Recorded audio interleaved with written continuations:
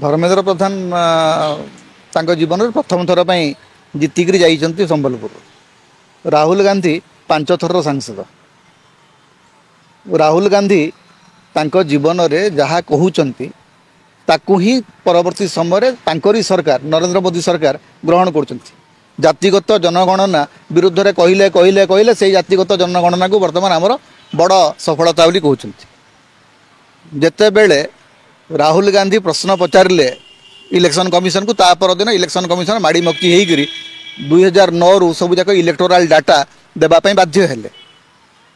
तेणु पिलाड़ियामी जाइनि एकदम भारी बहुत मैच्योर्ड नेता गोटे तो धर्मेंद्र बाबू एत मैच्योर्ड जे तांको कथा सारा भारत शुणुची।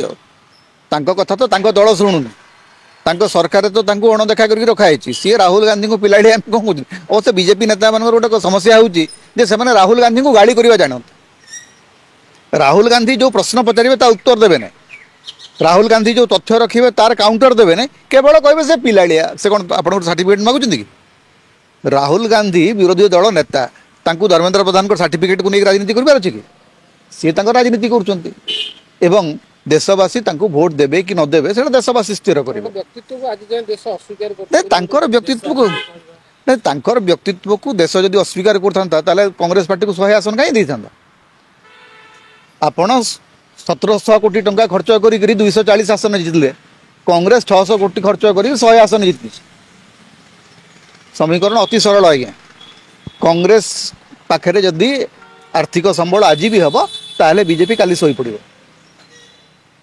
आपणकर नरेंद्र मोदी जो हावा एवं बीजेपी जो दबदबा केवल कॉर्पोरेट समर्थन एवं इलेक्टोराल बॉन्ड जरिया जो डकायती पैसा जमा होती तार आधार रे बीजेपी जितुची।